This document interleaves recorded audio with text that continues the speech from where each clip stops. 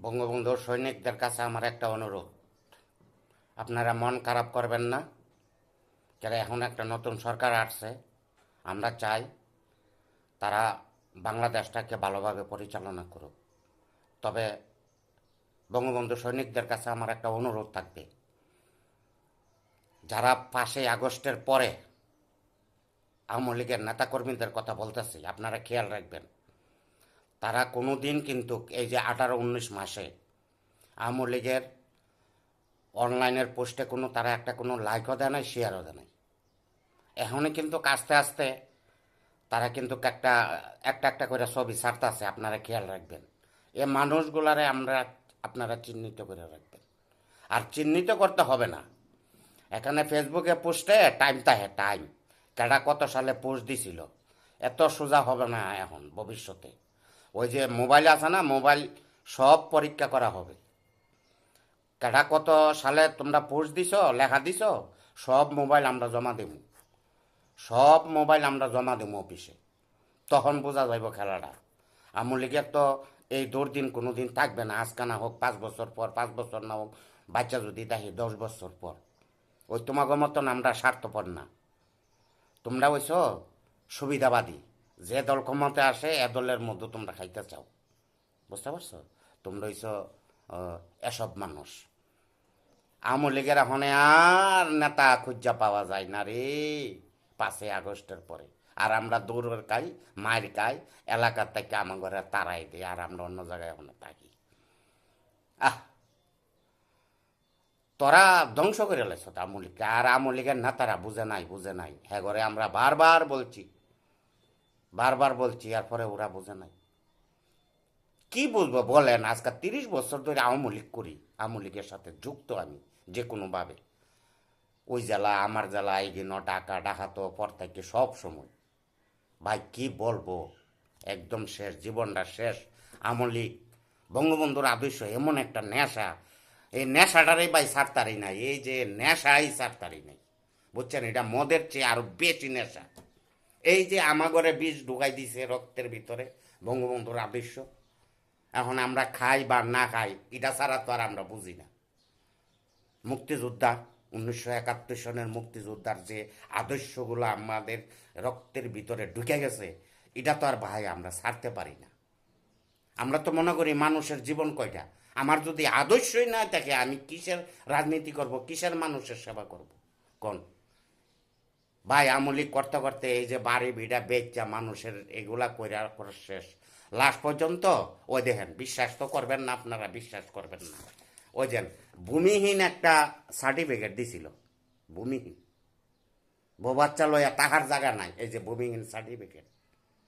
ভাই কত এমপির কাছে গেছি, চেয়ারম্যানের কাছে গেছি, কমিশনার কাছে গেছি, আমার লগে কোনো কথাই কই না। পরে এই সাইডে রাখছি, এক চেয়ারম্যানে আমার এটা জমা রাখতে সাইরা আমার 60 বছর ঘুরাইছে ভাই, বুঝছেন?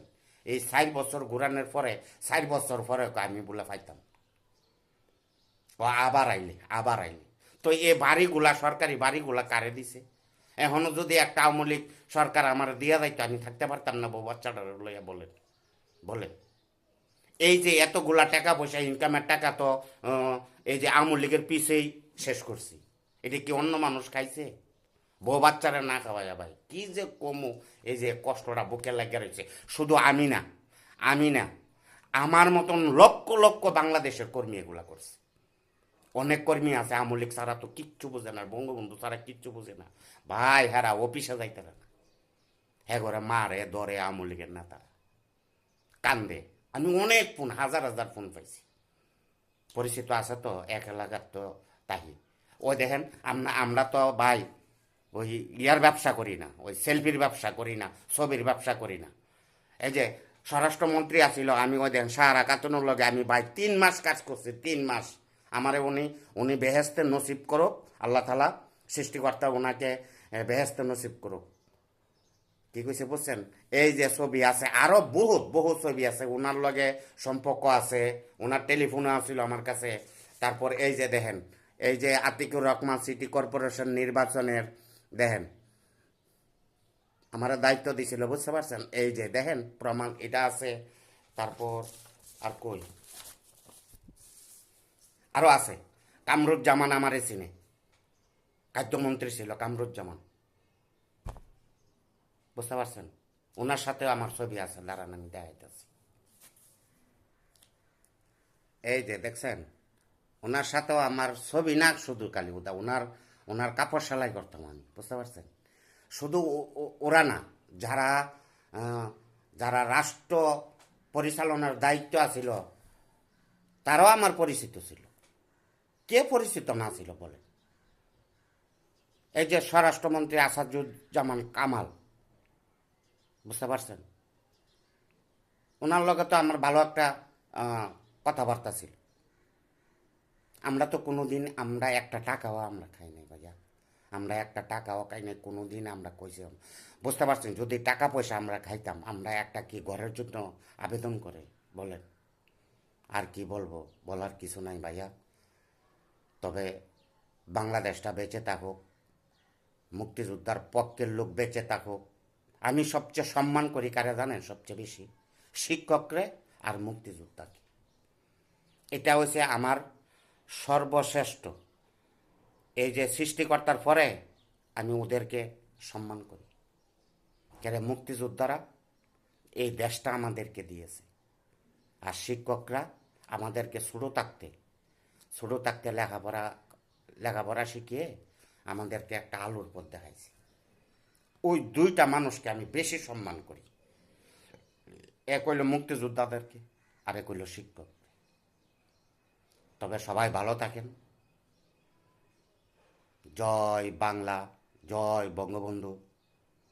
বাংলাদেশ চিরজীবী হোক।